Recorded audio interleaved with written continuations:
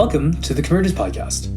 The Convergence is a space designed for university and college students, post-secondary students, and young adults to explore and deepen their faith. It's a space to think, question, doubt, and hopefully, ultimately, to worship. So glad you're here. Hello to everyone out there in podcast land. Welcome back to the Convergence Podcast. We are in for a treat today as Bob, our spiritual director, is given a talk on what's wrong with the world. We hope you enjoy. When you said guest, I was wondering who is that, because I thought I belonged here, but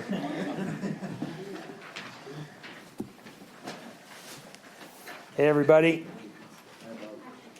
Yeah, thank you. Got one hi, Bob. We're going to finish tonight by partaking of the communion meal, and we invite everyone to partake. This is an open table. I think the way we can look at this tonight is, even if you're on a journey of faith and you're not quite sure of things, we wouldn't want you to come to the table if there's an uncertainty in your heart. But if tonight, as I talk, and you say, I want to partake, I want to be part of the family meal, I want to take Jesus into myself, then we invite you all to do that. That will be our closing act of worship tonight. So you guys, we handed out some notes. Everybody got them?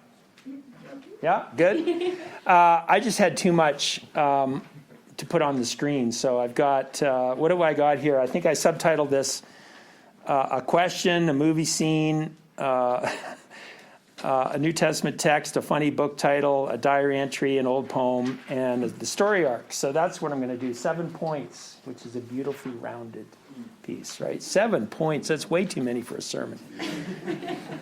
My wife, I was a pastor for 36 years, and my wife says that I would answer her question with 3 points and a conclusion. So that's the ideal sermon. Who knows what tonight is in the Christian calendar? Maundy, Thursday. So we're in Holy Week. Tomorrow's Good Friday, Holy Saturday, and then Easter Sunday. So tonight really is a special moment when the church usually celebrates the communion meal. And in some places practices foot washing, which we're not going to do tonight. Unless you want to, we can make a change. When Jesus surprises his friends by taking care of the thing that nobody would take care of, right? So in those days, when you ate a meal, you probably reclined and your feet were closer to your face than we practice. So it was an issue. And Jesus does servant's work there. So it's such a prizing moment where our Lord takes on the servant's role. Says something about himself and what he was doing. So tonight, as I ask the question, what is wrong with the world, I'm going to move toward the cross of Jesus and the story of God. It's going to be an Easter talk. The first point, as you see there, is the question, of course, what is wrong with the world? And it is a funny question to ask. I mean, who wants to be saddled with that one? You know, Bob's going to talk about what's wrong with the world. We could have said, what is wrong with you? That would have been quite a question, thing to talk about. But for the sake of this talk, I'm going to stipulate this. By the world, I mean the world of people. We're not talking about the planet. The planet has some sufferings right now, but we're talking about the world of people. And if anybody need notes there, you still don't have notes? Everybody has enough? Okay. Yeah, if you can share them, if anybody needs that. Okay. And by what is wrong, by talking about what is wrong, I'm referencing there then the opposite of what is right. And that's a very interesting thing. In fact, wrong cannot have an independent standing. Wrong assumes that there is a right. Wrong doesn't exist in a vacuum. Wrong is the negation or the corruption or the perversion of what ought to be. So think of a lie. This is, I think Augustine talked about this. A lie does not have an independent existence in itself. It has to have some truth that it negates, right? In fact, the only lie that will work on us is a lie that sounds plausible. It has some element of truth, and in that envelope of truth, there's a hook of distortion or corruption or something that fools us, and so it has the power of a lie. But it depends on a truth, right? A lie hitches a ride on the truth, as it were. So this is how we should think of wrong, and this is, in fact, how we should think of evil. Evil is live spelled backwards, right? It's the anti-life principle, right? It is the negation of what is, and what is good. God in Genesis 1 says everything that he made is good. Everything that is real is good. It's a funny thing. When we're talking about what is wrong, we're into a mystery all of a sudden. And we're presented with the thought of what is right off the top. So we begin our question with some kind of emerging clarity that wrong is the negation of what made good, of what God made good. People, life, things, realities and powers like truth and beauty, right? So all the way through this, you'll see on there, I've got clues as we gather our clues. The first clue is to ask what is wrong is somehow to accept that there is a right. First clue. Which is interesting, it was probably predating most of our lives here, but when I was in college and going through my grad studies and stuff, we were talking a lot about moral relativism, which is a big thing in those days. I don't even know where the state of that is anymore. But it seemed to be always a particular thing that we would use to leverage a certain viewpoint, and except when it came to things that we wanted to promote. We would say, well, moral relativism applies to certain cultures. They think differently than us. But, if it came to something like, say, South Africa's a struggle with apartheid, nobody said, oh, well, that's just what South Africa does. Leave them alone. There was an abandonment of that idea because there was a sense that something universally right ought to guide our understandings. So that's the first thing. The first thing is the question, of course, what is wrong with the world? The second thing is the movie scene I want to give you. And what I've done here is I'm going to talk through various pieces and stuff, and I brought some books where all this stuff comes from somewhere. I like to cite my sources. And at the end, if you want to come up and take a look of where I got this stuff, you can find it. Don't take these books, but you can take a look at them, okay? In Cornelius Plantinga's wonderful book, Not the Way It's Supposed to Be, which is just a really well-written book, which is all about sin. And I'll tell you what, when I was a young pastor, I had a major blow-up in the church that I was dealing with where someone had abused some of our young women. Actually, a leader had abused some of our young women, and I got immersed into the chaos of trying to deal with this terrible thing that had happened. And I realized, even though I had theological education, I was a little bit naive about what sin actually was. What is this? What is this thing we're dealing with now? And I found Plantinga's book, and it really helped me at the time. But he opens his book by talking about this movie scene from the movie Grand Canyon, which came out in the early 90s.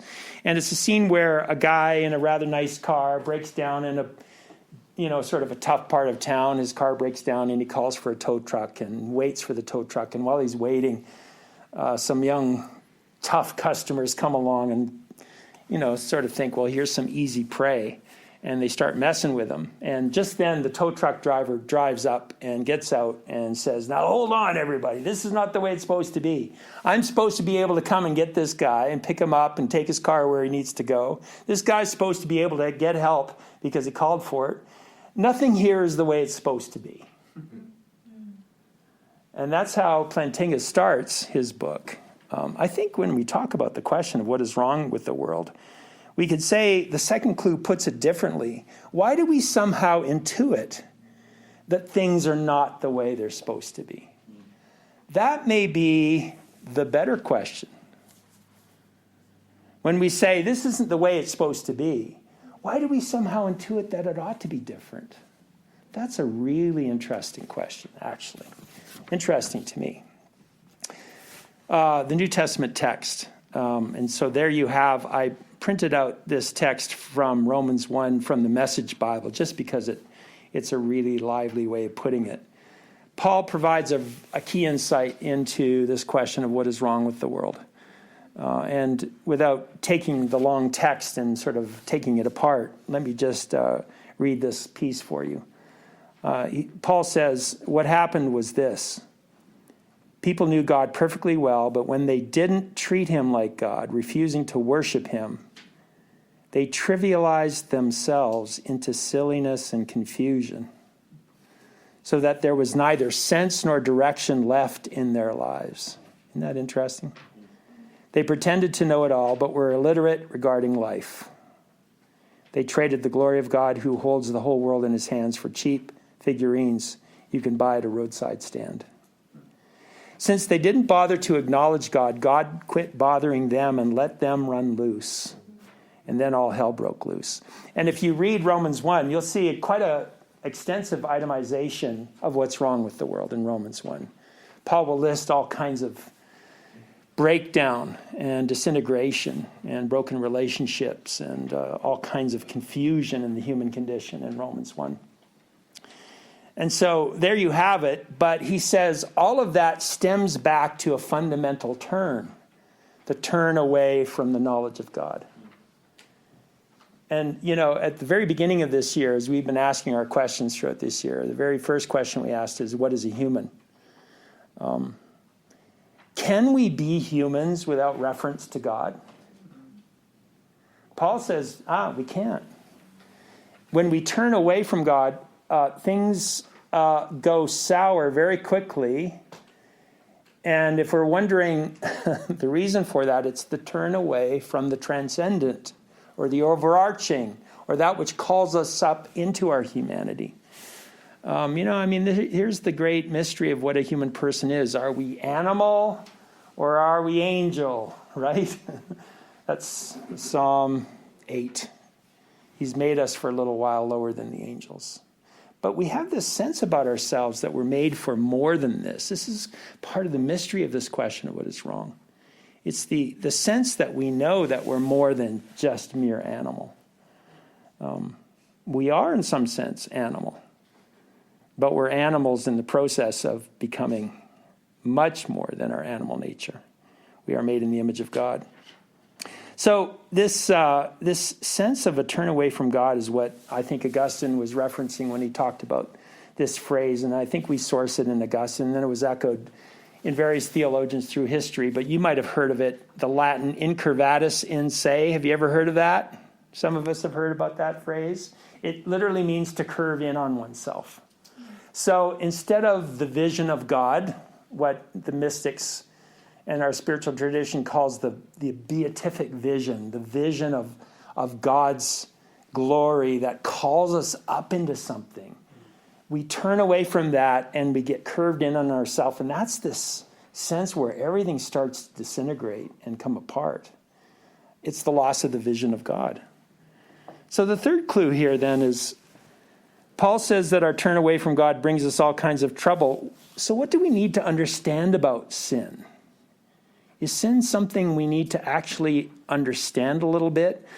So that time I told you about that chaos in the church that I was pastoring at the time. It was just a brand new church plant.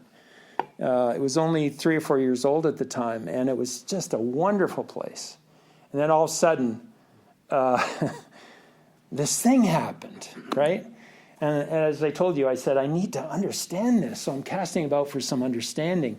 One of the books I read by Ted Peters, he says, one thing will become clear in the course of this study. He says, that sin is not clear. And then he says, nor can it be because of the lie. There's almost like this murkiness. Can we really understand this? Can we understand why we would turn away from the vision of God? Why we would turn away from our the self that we're called up to become? So in many ways, we could say there's no good reason for it. It's like insanity. There's no good reason for a lie when the truth is beautiful, right? There's no good reason to turn away from God, the God who loves us and blesses us and is actually calling us into glory. One of my favorite words in the English language is glory. That's an amazing word, glory. Have you ever experienced glory? I think I've maybe told this somewhere around here before. But when I played basketball way many, many moons ago, 50 pounds ago, 50 years ago, 45 years ago, I was I played at a high level of basketball, so I never got on the floor except a few times I got on the floor. And I got on one game and just at the last minute of the game, and then I get a rebound on one end of the floor, and we're on the bonus. So I walk down to the other end of the floor to take my foul shots, and that's where the student section was. There were 4,000 students there that rose up to cheer little old me. That was a moment of glory. What is that? What is that to feel that? The resounding glory of God, and to experience all that. What is sin then? I mean, if sin makes no sense, what is it? It's not simply bad behavior. It's a mystery in many ways. Paul talks about the mystery of iniquity. There's something insane about it. There's something strange about it. So we can talk about our bad behaviors, but really the mystery is, why are we led toward our sadness? Why are we led toward separation? Why do we threaten each other with nuclear armaments? Why do families break apart? There's just a lot of insanity about it. The irony is also that sin keeps us from understanding that we're sinners. Right? Theologians talk about the noetic effects of sin, meaning sin actually affects our ability to know that we're in such a predicament. So this New Testament text really starts to poke around and provoke, and there becomes a mystery of who we are and what's going on. So the fourth thing then is a funny book title. This is one of my all-time favorite books, and I've read a lot of books in my life, and this one is absolutely stunning. Walker Percy. Walker Percy was a Southern novelist and essay writer. Walker Percy, he's gone now from us. This is a brilliant piece of taking apart the human self. So what I want to do is, I wrote it down for you.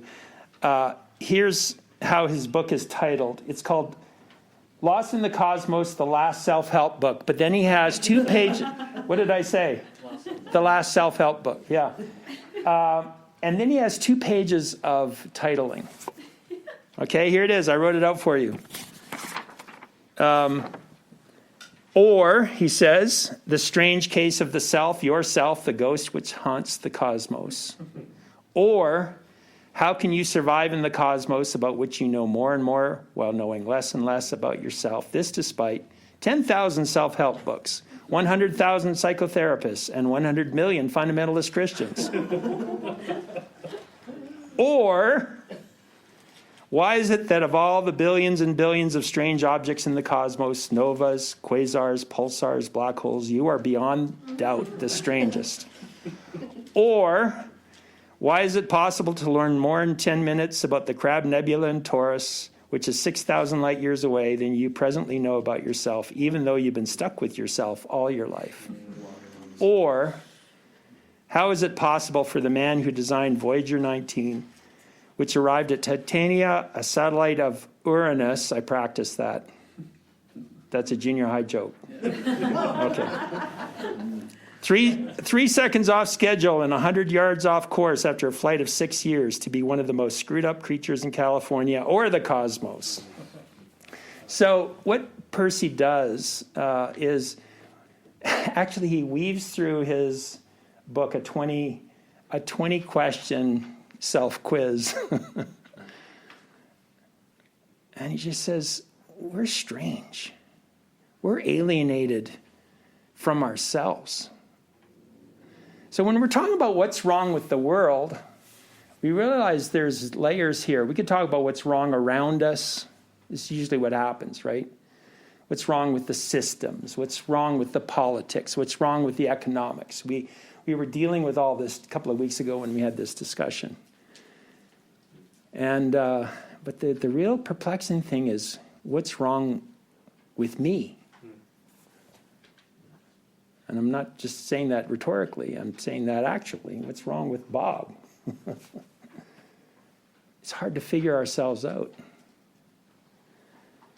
The fourth clue. What does it mean that we don't know who we are? Or why we are here? Or what we should be doing with our time? What does that mean? Number 5, a diary entry. You've heard of Anne Frank. Anne Frank is, to me, she's stunning. Do you know her story? She was a young Jewish girl. Her family, in about 1942, when the threat of being sent off to the prison camps was very real and happening around them, they were hid in a house in Amsterdam behind a bookcase and secret apartments. And some of us have been there. I've been there. But Anne was only just a young teenager when she went in there. I think she was maybe 13 or 14 when she went into the apartment. And then by the time, they were eventually found in sometime, I think it was early 1945, she was about 16 or so. She wrote a diary. And I think she had an extraordinary writing gift. So I've done a lot of reading on Anne Frank about the book and about her story and, of course, her own diary. And I just consider her an extraordinary young person. But here's a diary entry from February the 12th, 1944. So we're talking about what is wrong with the world, but we're going to start to make this turn now, okay? This is what Anne writes. She says, "Today, the sun is shining." Think about this. She's been locked she's been locked inside for a couple of years now. Being very careful, right? She hasn't been outside for a couple of years. "Today the sun is shining, the sky is a deep blue. There is a lovely breeze, and I am longing, so longing for everything. To talk, for freedom, for friends, to be alone." To be alone. "And I do so long to cry." She couldn't say anything. I think they were like mice in that apartment for so long. "I feel as if I'm going to burst, and I know it would get better with crying, but I can't.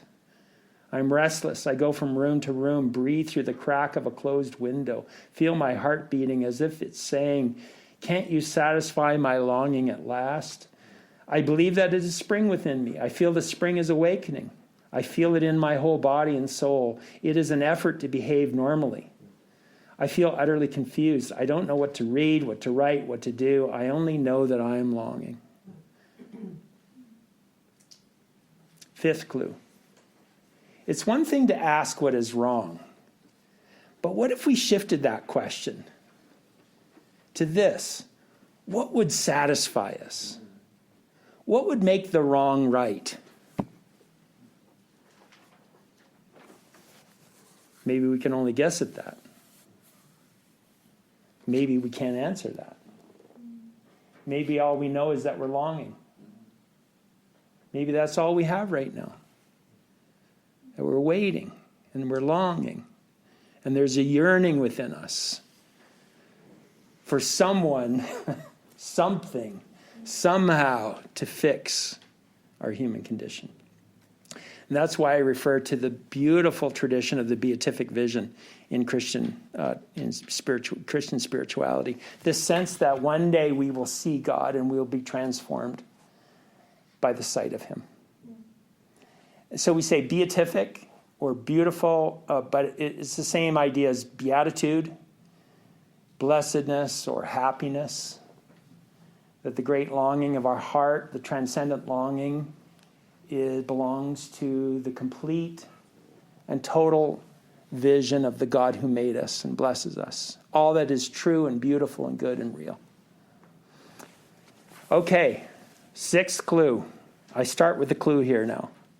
What if, thought experiment, what if what was wrong could lead us to what is right? What if there was some kind of magic? And when I use magic as a theological term, I know it's not. But I'm a C.S. Lewis devotee, and C.S. Lewis uses the word magic in a theological sense, so I will too. What if there was some kind of magic in the world that allowed us to see our problems in the light of the solution? And in the same moment we realize our need, in that same moment we see our answer. And so we come to Easter. So I'm giving you the poem of George Herbert, who lived a long time ago, 1593 to 1633. So 400 years ago. I had to change a few of these words because they were spelled like an Old Englishman, right? And you know how if you read Old English, they're spelled funny, so fix that up a bit. I've been reading English poets over the last few years, and Herbert and Donne, John Donne, and Samuel Taylor Coleridge, and others, and I've been immersed in the beauty of language. So here's a poem that I find stunning. Philosophers have measured mountains, fathomed the depths of the seas, of states and kings, walked with a staff to heaven and traced fountains. But there are two vast, spacious things, the which to measure it doth more behove. Yet few there are that sound them, sin and love. Who would know sin? Let him repair unto Mount Olivet, and there shall he see a man so wrung with pains that all his hair, his skin, his garments bloody be. Sin is that press and vice which forceth pain to hunt his cruel food through every vein. Who knows not love? Let him essay and taste that juice which on the cross a pike did set again a brooch. Then let him say, if ever he did taste the like. Love is, it should be is there. Love is that liquor sweet and most divine, which my God feels as blood, but I as wine. Okay, well, it might rush over you quickly. And you might say, whoa, that was like drinking from a fire hydrant. I didn't catch all that. So, first stanza, what does he say? This is written before the scientific age, or just at the beginning of the scientific age. But he's really saying that human beings have tried to investigate the world in all the ways they can. They've tried dearly to do that. But he says there are two really big things that would help us to pursue a little bit more, right? Or to investigate. And he says, sin and love. I don't think we can know what's wrong with the world unless using some word like sin, the mystery of sin, the mystery of what's wrong. It's not in our systems, right? Something happened. Something's going on with us. We got infected somehow. There's something bigger. In fact, you could say it's around us, it's in us, and it's deeper than we know. So I always refer to that image from The Lord of the Rings, the movies, and I've read the novels 3 times. Did it just again a year or so ago. But in the movie edition, in the second installment, when Gandalf's been knocked off, the bridge at Khazad-dûm, and he's hurtling into the earth. Do you remember that scene? You guys have seen all that? And he's got his sword out, and he's just going to the heart of the earth, right? The heart of his, his sword plummeting into the depths, right? It's deeper than we know. Jesus has done more than we know. We hardly can describe what he has done, but it's deeper than we know. So it's around us, it's in us, and it's deeper, it's bigger and deeper than we know. And Herbert says, these are the big things, sin and love. And then he says, if you want to know sin, then he takes our eyes and he says, let's look at Jesus. And he mentions Mount Olivet, the beginning of his sufferings, Gethsemane, right? Gethsemane meaning the oil press, right? Where Jesus begins to endure his sufferings. It's in Gethsemane. And then from there, he's led away, of course, to his trial and his crucifixion. But you see here the picture of his sufferings and all that proceeds from his trial and his beatings and his crucifixion. Then he says this, sin is that press and vice. Vice, you know what a vice is, where you put something, you clamp it down. But we have that sense of a vice being the opposite of a virtue, right? So it has this double meaning here. But he says it forceth pain. Pain is an interesting thing. Pain is not simply what is wrong. Sometimes we think pain is the problem, but pain is the pointer, most likely, right? Pain signifies that something is wrong. Many times we're trying to, in our present age, just solve pain, but pain is the pointer that something's going on, whether it's in the soul or whatever it is. So we're seeing here what sin does. It separates and kills and takes apart. We're seeing it in the person of Jesus here, as he takes upon himself the sin of the world. Someone said one time that the cross is the giant sponge that sucks in the sins of the world. That moment where the land becomes dark and it's almost like all the sin of eternity, from the beginning of humanity to the end is all brought and laid upon Jesus' body. But then Herbert says, at the same moment and in the same place, he says, if you don't know love, then let's take a careful look there. That's the word to say. And now in the same place on the cross where you're seeing the result of sin, you're seeing the proof of love. In the same place. And he says this spear that opened up Jesus and his blood ran out. He says that liquor sweet. It's a strange poetic expression, isn't it? God's blood is my wine. What is he saying there? He's saying that there's an amazing exchange that we can't quite fathom. We try to describe it in our theological constructs or our poetic words, but it really is the deeper magic. It really is something is going on that's transforming the world. Something we could never even look at unless we understood that this was a part of love. I don't know if you've watched The Passion of the Christ. I've watched it probably 5 or 6 times, and every time I get ready to watch it, I go, oh, Lord, steal my energies for this moment. And the only way I can do it is because it's not a hopeless or tragic story. It is actually the revelation of God solving the deepest problem of the world and through the offering, the self-giving of Jesus for us. And if you watch that film closely, you see how it begins to transform at the end, where somehow something is happening to the soul as you watch that. A wondrous exchange. All right. We come to the end. This is Holy Week. This is Maundy, Thursday. Here's the last thing I want to say about what is wrong with the world. And it's in that last clue. It would be terribly wrong if history ended now. If this was all we knew about things. But this is why I want to anchor us now in the story arc. Every story arc will take you through various moments and passages and experiences.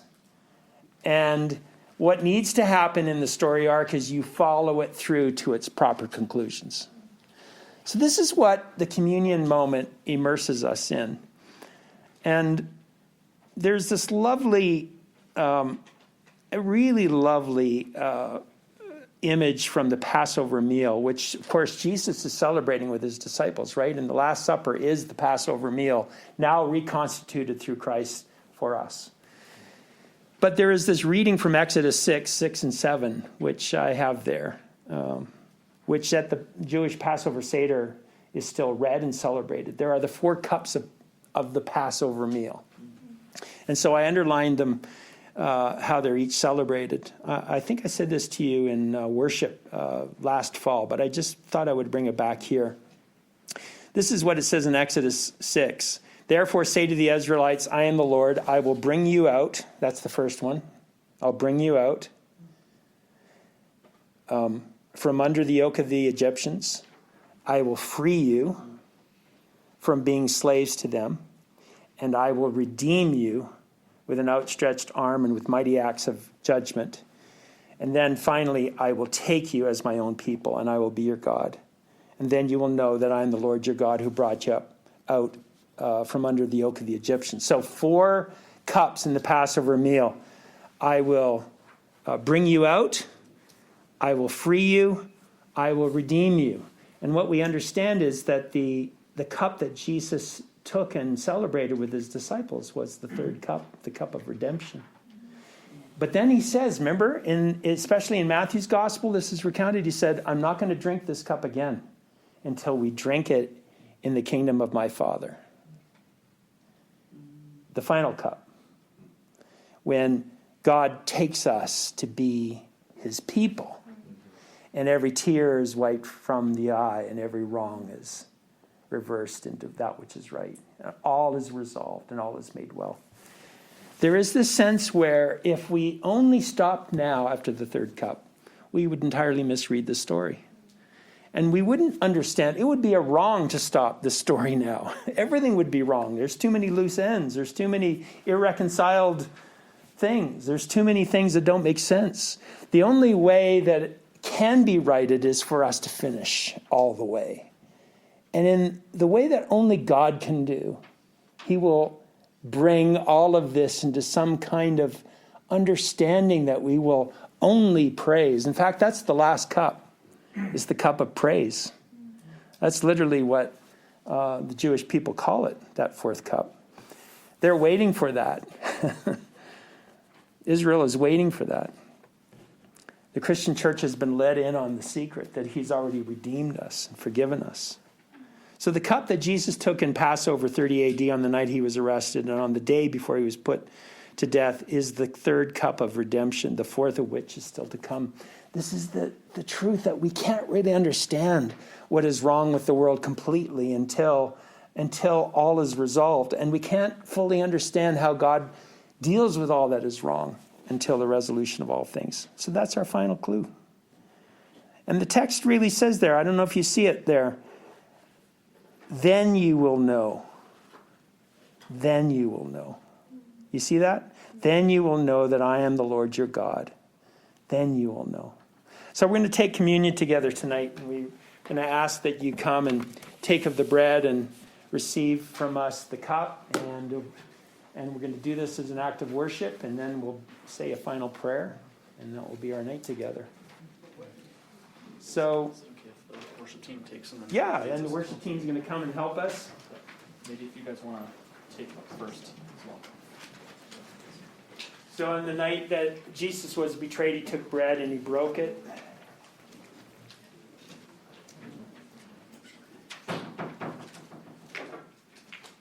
He said, this is my body, which is given for you. And the same way after supper, he took the cup and he said, this is the new covenant in my blood, which is for you. So as you come, we're going to give you the bread and the wine. And we're going to ask that you just return to your seat and take them as we worship. Okay. Thanks for tuning into the podcast. We hope that this has helped you to think about what's wrong with the world, but also ask, what's right with the world? Hope to see you next week on April 11th at 7 p.m. at Brentford Baptist Church for The Convergence as Paul Verhoef shares about what's right with the world. See you there.